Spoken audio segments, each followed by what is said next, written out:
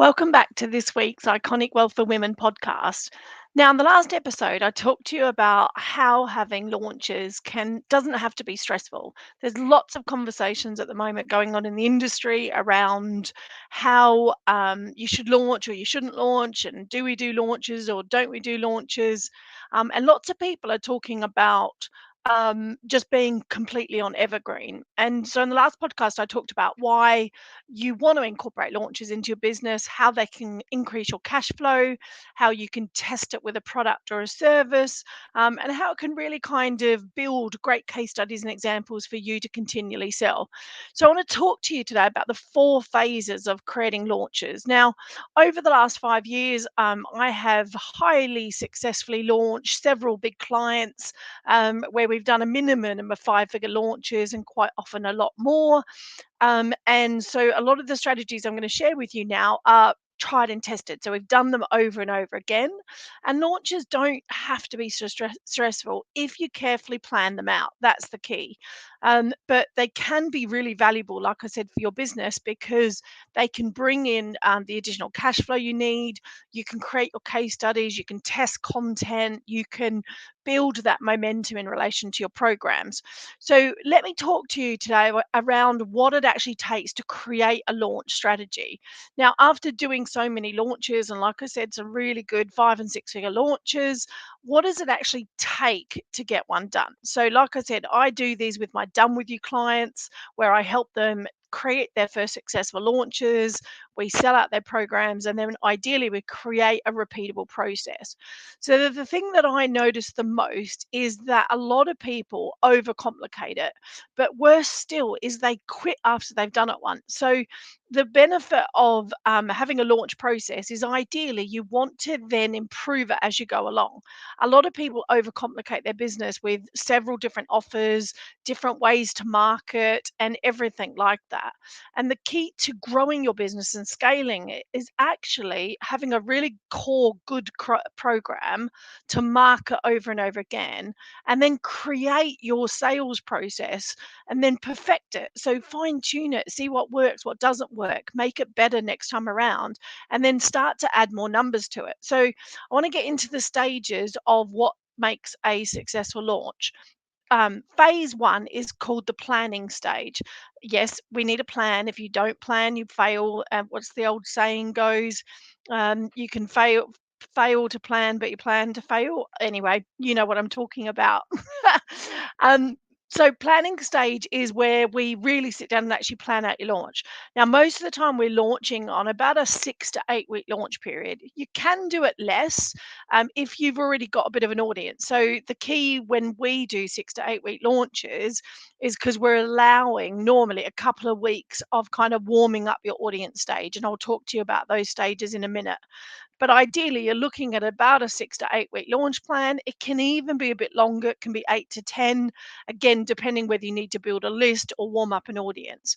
The idea is that you have that at the beginning, the first couple of weeks, as we engage them, we create an audience very fast, and then you go on to do your actually launch process, depending what type of launch you're looking at doing.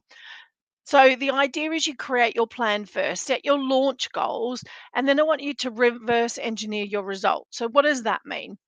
The first thing you need to do is look at some of your numbers. What goals do you have for your launch?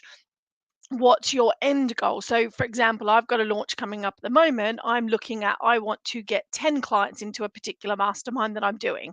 So, I'm reverse engineering my results. So, I know that I close at about 50% into a program. I'm pretty good when I get them on the phone. I can close quite well.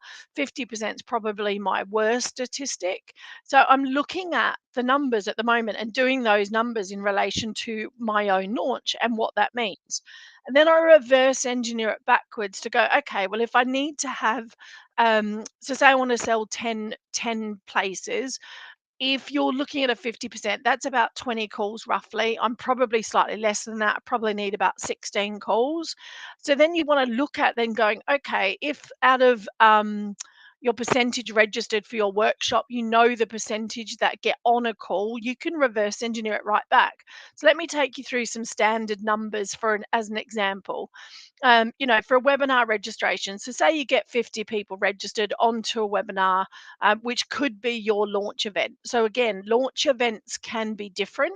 I like to call them my conversion method. That's when I take a client who has been watching what I'm doing, they're having a nosy at what I've got, they're potentially got the pain point, the problem that I solve, and then I'm taking them through a conversion method to make them an offer.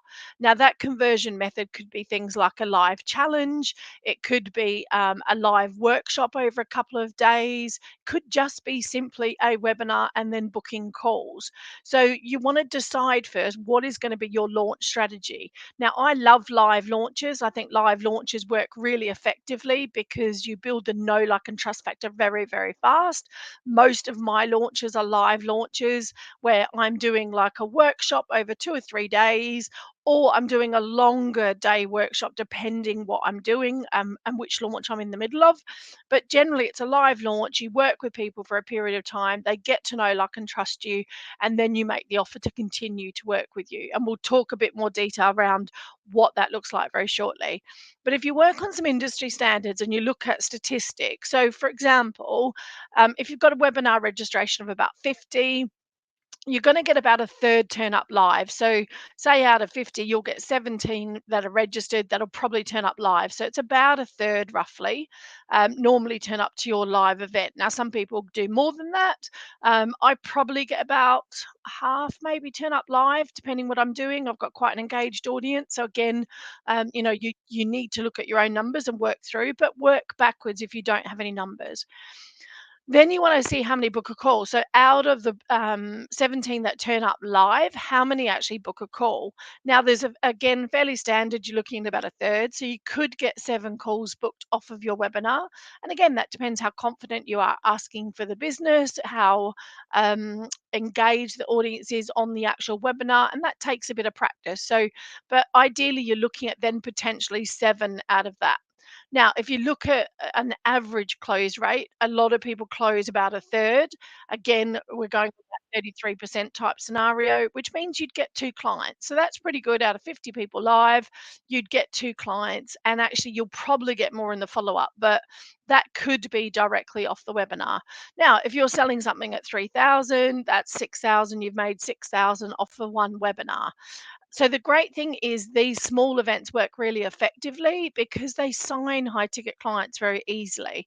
But again, if you want to then go and say you want to create 6 clients, then you need to work backwards. And ideally, you're looking at a registration of about 150. So you can reverse engineer your end goal results, whether it's by your own statistics, like I do now, or whether it's by industry standards. But that's the first thing. Have a goal, have a target, and I guess in a way, hustle to get there. So one of the things I see again is a lot of people kind of go, "Oh yeah, I want to sell 10," and they don't do everything they possibly can to sell those 10. Some of those will not come off the conversion method. So for example, with mine, I'm looking at 10 into my mastermind, but I'm really probably only looking for 5 or 6 out of the conversion method, the workshop that I'm going to do. Another 3 or 4 will come already from warm audiences or from conversations that I've already had. So, where else can you convert clients if you need to get clients? So, when you're looking at this process and this planning process, there's 2 other things that you really need to think about. One of them is you have to understand your audience deeply. You can't go into a launch process if you don't understand your audience. And this is about how to connect with them. It's often overlooked. So lots of people kind of skip over this process. They don't really dig deep enough into their clients. So you want to dig into things like, what are their pains and struggles? What are the things that keep them up at night? What are they thinking about? What do they really desire? What would they have instead of the situation that they're in. And also things like, what's it costing them not to move forward? What have they been struggling with? How long have they been struggling for? So you want to start to really dig deep into your customer, because when you do that, you can then go and create your irresistible offer. Because again, a launch is brilliant, but a lot of launches fail because you haven't got an irresistible offer.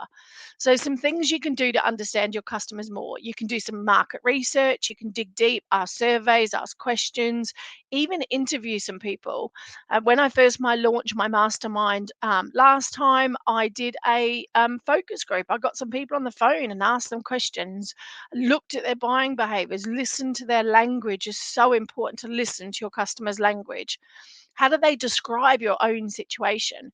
So you want to dig right in and, like I said, create a very detailed client persona. Who is it that you're looking at? What are their buying traits? What's their demographics? Who are they? And more importantly, how do they buy? What makes them tick? How does it make them feel when you want to move them forward?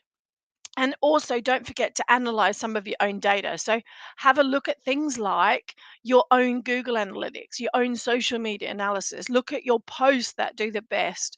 Where are clients engaging with you the most? And again, look for their pains, their problems, the kind of things that they're commenting on or sharing with you that they're getting stuck on. Because by doing that, you can now create your irresistible or compelling offer, whatever you want to call it. It's an offer that should be a no-brainer to your audience. It's something that should be in demand for them. It's something that they want, and you can obviously give them what they need in it. So, some top tips for creating that. So, creating your compelling offer is what obviously distinguishes you from your competitors. What's the value you provide? What's the outcome your clients are going to get? And remember, this doesn't mean you have to put everything in. Like, I always joke with my clients and say, it doesn't mean you have to pile all the kitchen sink up. You don't have to pile 25 years of your knowledge in. Remember, a good program has a core outcome, and you want to get them there the fastest way possible. They don't need to learn everything. So if you think about one of my property clients, he's a property professional. He could teach loads of different things around the property industry, but his goal is to get you your first HMO. So he takes you through that step by step process of the things you need just to get that first HMO, not to solve the whole property industry world or understand every possible deal out there. So remember, you want to have a very clear path for them to get success. And then you want to think about things like urgency and scarcity. How are you going to create an offer that excites people, that gets them to take action now? What's the things that you need to highlight in your conversion process for them to actually want to take action? So, how do they create urgency? So, you could have like a natural start date. So, it could be you're starting on a specific date, so they have to make a decision. You could have some scarcity around the limited number of places. Lots of people use special bonuses for signing up. So, if you get in first or the first 10 get a specific bonus, it's an added bonus for taking action fast. So, you want to think about, how do you create urgency and scarcity? And this is not sleazy sales tactics. This is about buying psychology, because when you think about buying psychology, people often follow other people, but also they need quite often a reason to make a decision.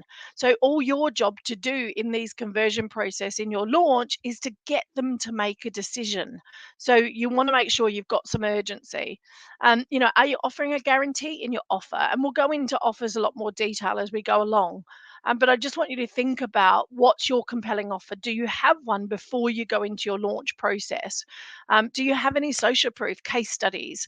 You want to be telling stories around what they can achieve, but also more importantly, you want to use your case studies and stories to overcome the objections they have about potentially working with you.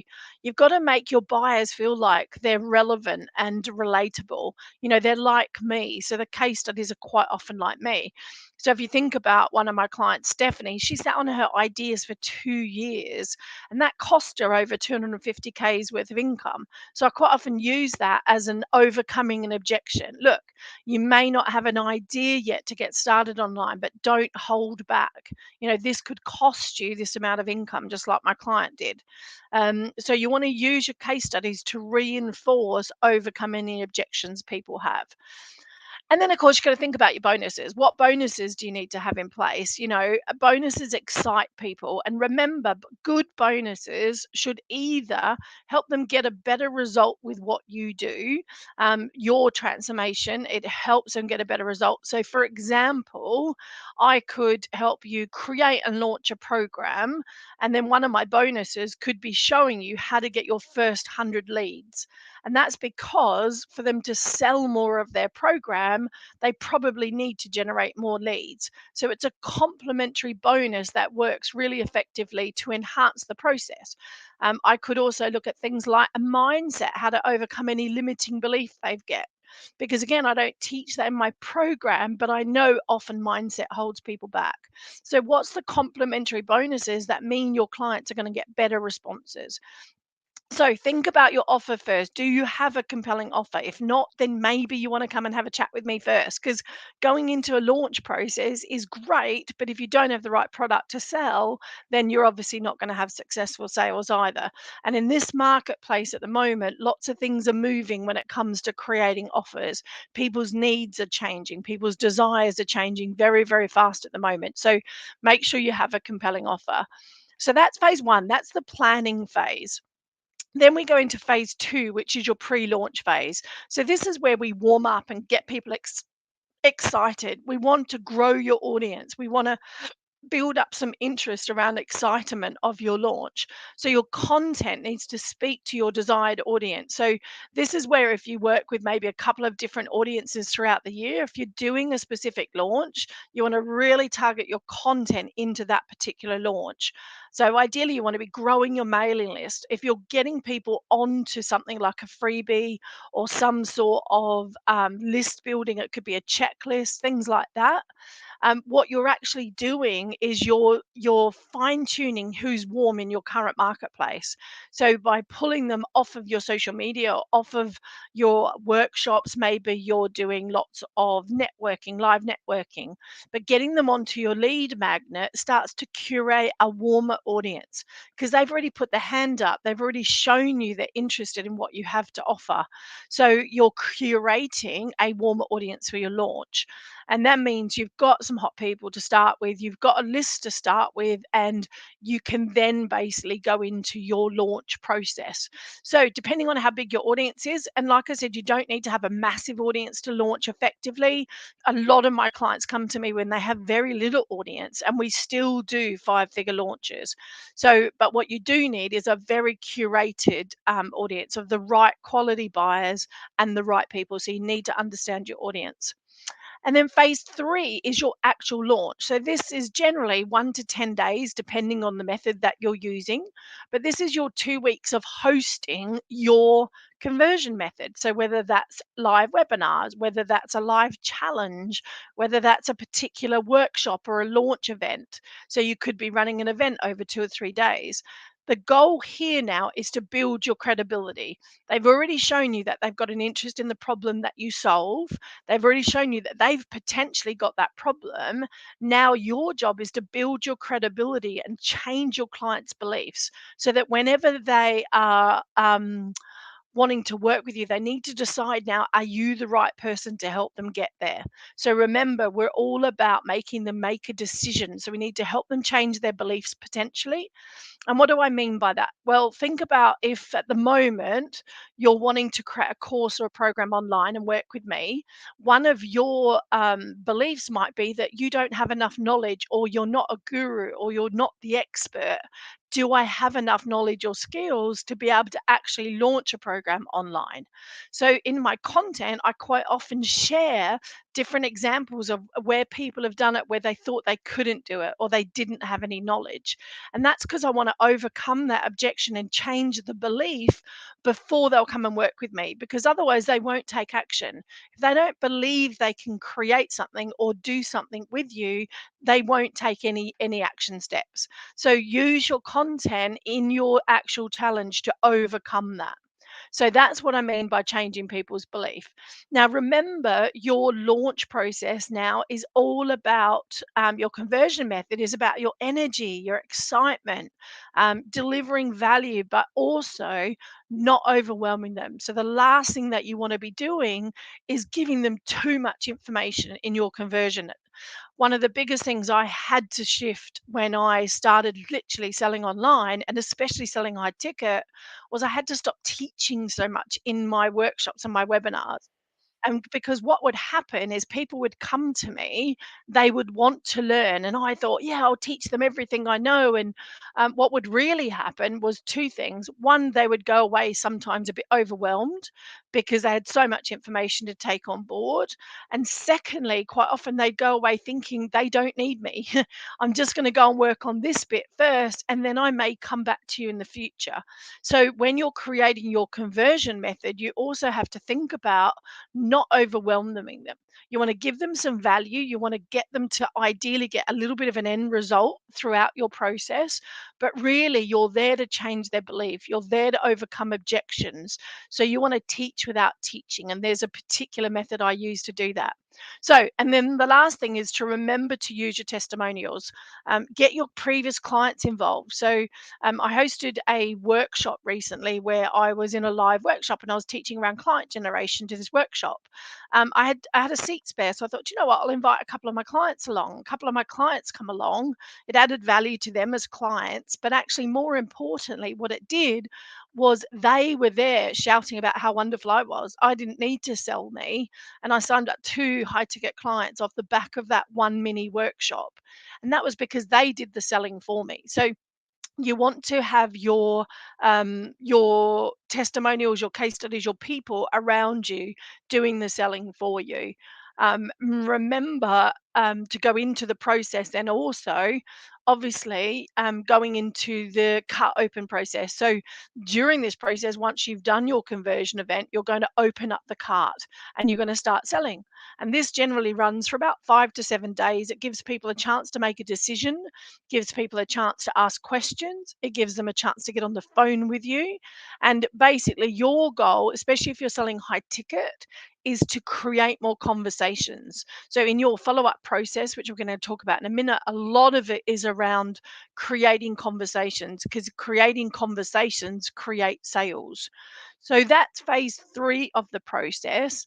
And then the last phase is phase four, which is around your post launch. So this is one of the most important stages of launching. This is where most of your profits are going to be made, and that's in the follow-up process. It's not only during the cut open, but that's the most important part, is how are you closing clients. So a lot of people do a webinar and then they think, oh, that's it, I'm done. The most of the work actually gets done after the webinar or after the workshop, because that's when you've got to be reaching out. That's when you've got to be having conversations with people. The follow-up process is the most important part. So you want to make sure you've got a simple yet effective process to do this. You need to follow up your warm connections. And then from there, your second part is then also taking your non buyers straight into potentially a downsell or an alternative offer.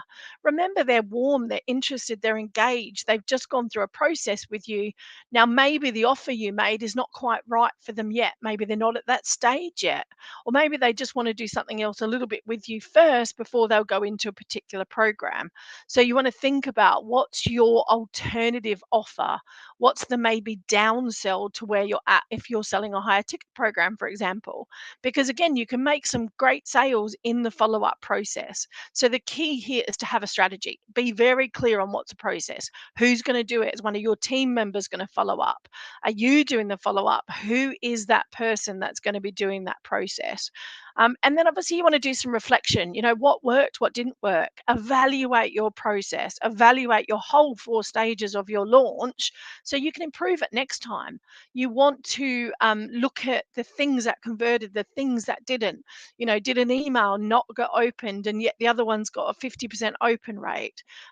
Did you not close very well on a webinar? Do you need more training on maybe that transition into a potential close? So when you start to get these numbers around a launch, you can then look at where you can start to improve them. So you don't need to throw it all out. You don't need to start again. What you then need to do is go, okay, how can we make this better?